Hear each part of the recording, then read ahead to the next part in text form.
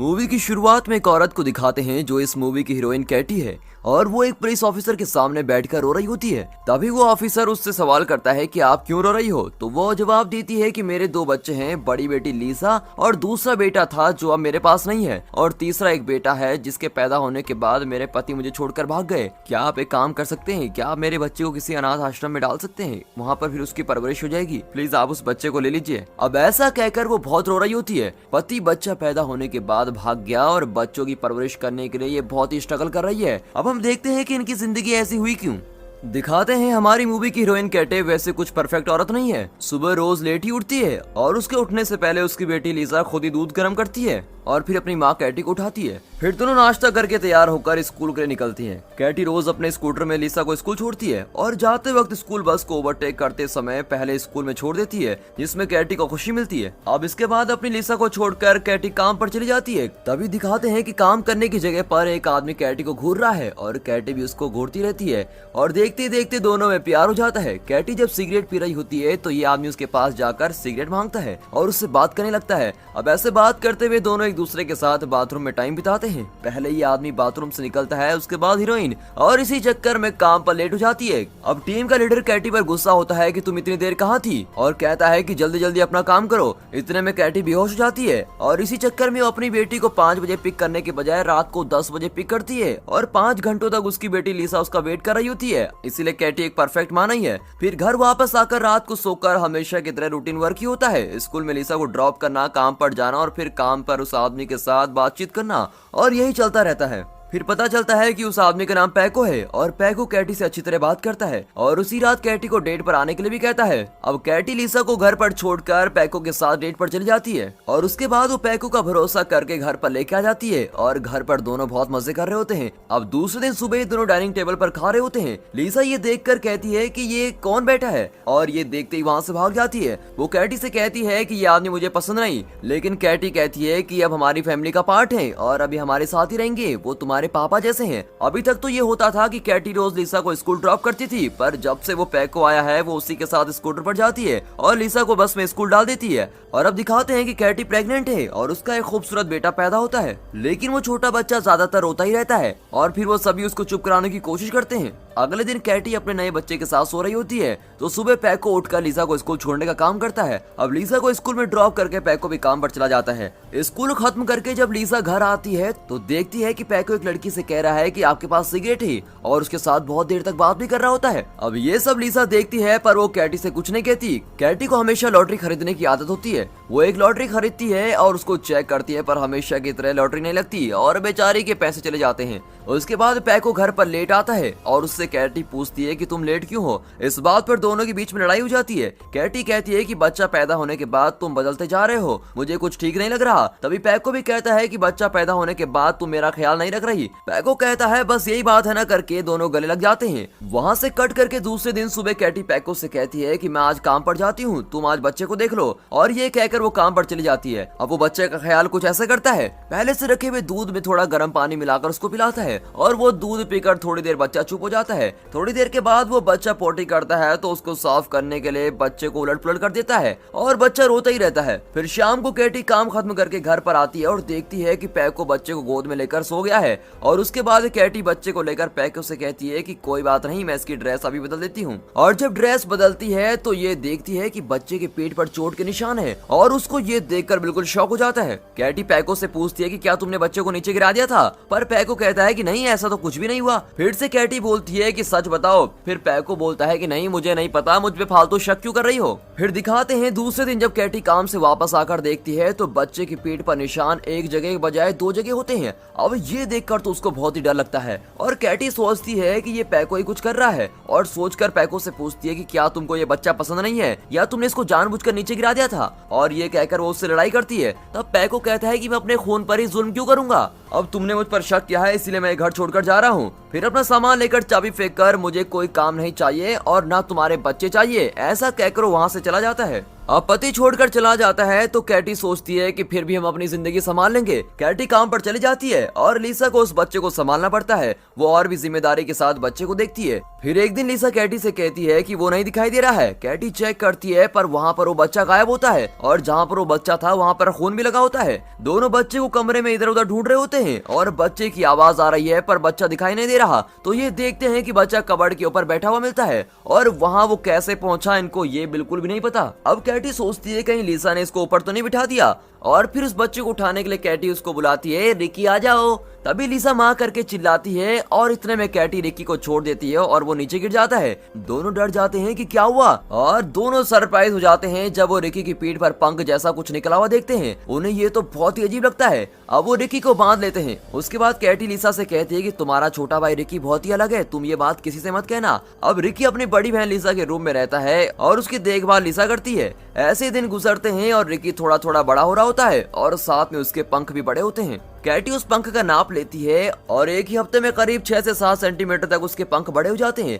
अब ऐसे ही हफ्ते दर हफ्ते उसके पंख बड़े होते हैं, इसीलिए रिकी पर कोई भी ड्रेस सेट नहीं होती और जो भी ड्रेस इसके लिए लेते हैं उसके पंख उस ड्रेस को फाड़ लेते हैं। फिर ये देखते हैं कि रिकी उड़ रहा है तो ये उसको देखकर बहुत ही खुश होते हैं। फिर भी इतने छोटी सी उम्र में रिकी उड़ने की बहुत कोशिश करता है और ऐसे दिन बीतते जाते हैं और जैसे ही दिन गुजरते हैं रिकी बड़ा होता है और साथ ही साथ उसके पंख भी। अब रिकी के पंख ऐसे दिखाई देते हैं जैसे पक्षियों के पंख होते हैं और अब वो एक वंडर बेबी की तरह हो जाता है, जिससे कैटी और लीसा की लाइफ बदल जाती है और इसी बदलाव के साथ उनकी लाइफ चलती रहती है। दूसरी तरफ दिखाते हैं कि कैटी लाइब्रेरी जाती है और वहाँ पर जितनी भी बुक्स पंख से रिलेटेड होती है वो सारी पढ़ती है और वहाँ पर पंख कैसे काम करते हैं वो पूरी साइंस प्रैक्टिकली समझ लेती है। फिर वो एक हेलमेट खरीद कर लाती है और रिकी को रेडी करके पहनाती है। फिर उसको पहली बार उड़ाने के लिए छोड़ देती है। रिकी पहली बार उड़ता है और कमरे के शीशे पर टकराकर नीचे गिर जाता है। रिकी को रोशनी और आकाश की तरफ उड़ने में बहुत ही खुशी होती है पर बार बार उसके पंख में चोट लगती है और हमेशा कैटी उसकी दवाई लगाती है। और वैसे ही दूसरे दिन कैटी हमेशा की तरह लॉटरी लेती है पर इस बार उसकी लॉटरी लग जाती है और उसको 1 लाख रुपए मिलते हैं। फिर लॉटरी के पैसे लेने के लिए वो कंपनी जाकर पैसे लेकर तीनों शॉपिंग पर जाते हैं। रिकी को सिर्फ 1 मिनट के लिए अकेला छोड़ जाते हैं और लीसा के लिए बारबी डॉल ले रहे होते हैं और इस तरफ वापस आकर देखते हैं तो रिकी ऊपर आसमान की तरफ उड़ने की कोशिश कर रहा है और शॉपिंग मॉल में यहाँ वहाँ उड़ रहा होता है। अब ये देखकर दोनों उसको पकड़ने की कोशिश करते हैं पर जिस तरफ भी दोनों उसको पकड़ते हैं रिकी वहाँ से उड़ जाता है और जो लोग आसपास होते हैं वो लोग फोन पर उठाकर उसकी फोटोज और वीडियोस बना रहे होते हैं और वंडर बेबी और पंख वाला बेबी करके फोटोज निकाल रहे होते हैं। उसके बाद एनिमल कंट्रोल टीम को बुलाते हैं जो कुत्तों को पकड़ते हैं। वो लोग लंबी लंबी सीढ़ियां लेकर आते हैं और उसको पकड़ने की कोशिश करते हैं पर फिर भी नहीं पकड़ पाते।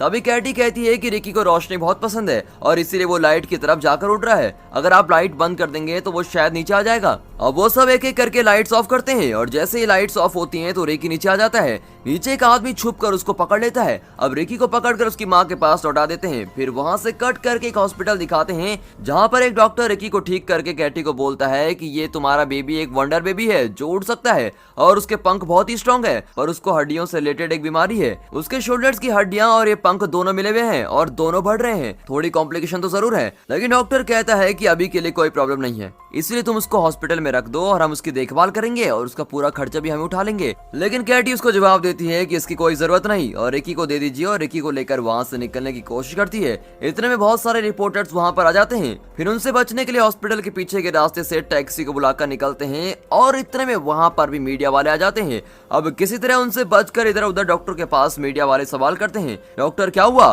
पर वो डॉक्टर कुछ भी नहीं कहता।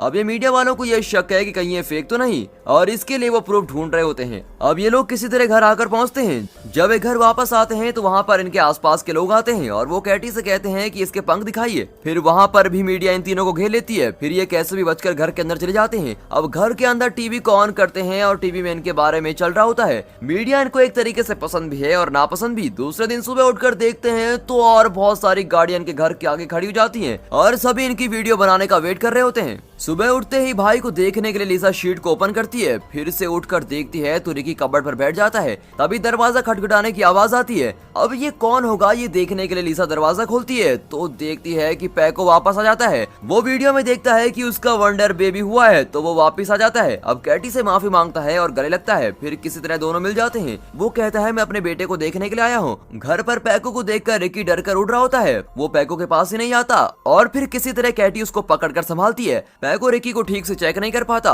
फिर भी डॉक्टर को बुलाकर उसके पंख की चोट पर दवाई लगाकर उसको लिटा लेते हैं। तभी डॉक्टर एक्सप्लेन करता है कि इसके शोल्डर की हड्डियों से वो पंख बड़े हो रहे हैं। अगर हम इन हड्डियों और पंख का ऑपरेशन करके अलग कर देंगे तो कोई प्रॉब्लम नहीं होगी। और कहता है कि आप लोग कब रेडी हैं, मुझे बता दीजिए।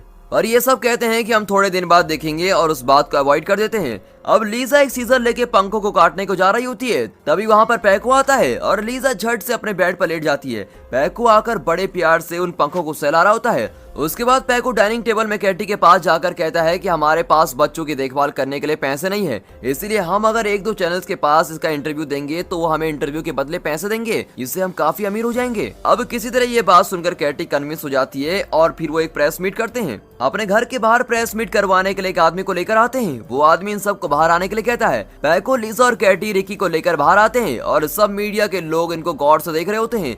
रिकी को एक रस्सी से बांधकर कैटी बाहर लेकर आती है। मीडिया वाले पूछते हैं कि क्या ये बच्चा उड़ सकता है, उड़ाकर दिखाइए। ये सभी ठीक है कहकर रस्सी से उसको बांधकर उड़ा देते हैं। तो रिकी बहुत ही खुशी के साथ उड़ रहा होता है। सब लोग उसको आश्चर्य के साथ देख रहे होते हैं क्योंकि उन्होंने आज तक ऐसा कुछ नहीं देखा था। रिकी ऊपर ऊपर उड़ रहा होता है और ये होता है कि उसको देखते देखते रस्सी छूट जाती है। रस्सी को छोड़ते रिकी बहुत खुशी और जोर से उड़ जाता है। बाजू में एक छोटा सा पानी का पुल होता है, उस पानी को छोड़कर बाजू वाले जंगल में उड़कर चला जाता है। थोड़ी देर पहले तक इनके पीछे लगे हुए मीडिया वाले सारे रिकी के उड़ जाने के बाद वहाँ से चले जाते हैं। अब बच्चा चला गया सोचते हुए कैटी बहुत रो रही होती है और सोच रही होती है कि मुझे रस्सी को नहीं छोड़ना चाहिए था, और ये सोचकर बहुत ही परेशान होती है और कहती है कि पैसों की ख्वाहिश में बच्चे को छोड़ दिया। वो उस रात वहीं पानी के उस पुल पर बैठकर इंतजार करते हैं, लेकिन वहाँ पर रिकी वापस नहीं आता। सब बात कर रहे होते हैं बस सब खत्म हो गया और पीछे मीडिया और पैको बात कर रहे होते हैं। पैको डॉक्टर से कहता है अगर ऐसा ही चलता रहा तो मेरा परिवार अलग हो जाएगा। तब उसके जवाब में डॉक्टर कहता है कि जब तक तुम हो ये परिवार अलग नहीं हो सकता, अगर तुम चाहो तो एक और बच्चा पैदा कर सकते हो। अब ये कहकर वो चला जाता है। उसके बाद ये लोग रिकी के गुमशुदा होने के पोस्टर्स लगवाते हैं और लोगों को देखकर उसको ढूंढने की कोशिश करते हैं, पर फिर भी रिकी नहीं मिलता। कैटी भी हमेशा उदास रहती है और पैको को डॉक्टर की वाली बात याद आती है कि वो और बच्चे पैदा कर सकता है। वो कैटी को हमेशा दिलासा देता रहता है कि कैटी, रिकी वापस जरूर आएगा। फिर सुबह जल्दी उठकर वो रिकी को वहीं आसपास ढूंढते हैं, लेकिन रिकी मिल नहीं रहा होता है। वो पानी में देख रही होती है, तभी अचानक पीछे से रिकी आकर खड़ा होता है और वो अचानक रिकी को देखती है और बहुत ही खुश हो जाती है। रिकी अपनी माँ कैटी को हाय बोलकर दूसरे पल वहाँ से उड़ जाता है। पंख और बड़े होकर और सुंदर दिखाई देते हैं और ये देखकर कैटी को बहुत ही खुशी होती है। उसके बाद घर लौटकर अपने परिवार से कहती है कि मेरा बेटा जिंदा है, और फिर से एक नॉर्मल जिंदगी जीने लगते हैं। और ऐसे दिन बीत जाते हैं और उसके बाद लीसा को स्कूल में पैको छोड़ देता है और दूसरी तरफ कैटी प्रेग्नेंट है ये दिखाते हैं। और इस तरह कैटी के पेट को दिखाकर ये मूवी यहाँ पर खत्म होती है। तो दोस्तों ये मूवी थोड़ी अलग थी, तो ये मूवी आपको कैसी लगी कमेंट करके जरूर बताइएगा। और अगर ये वीडियो पसंद आई हो तो वीडियो को लाइक और चैनल को सब्सक्राइब जरूर करें। और दोस्तों अपने फ्रेंड सर्कल में इस वीडियो को शेयर जरूर कीजिए। And finally thanks for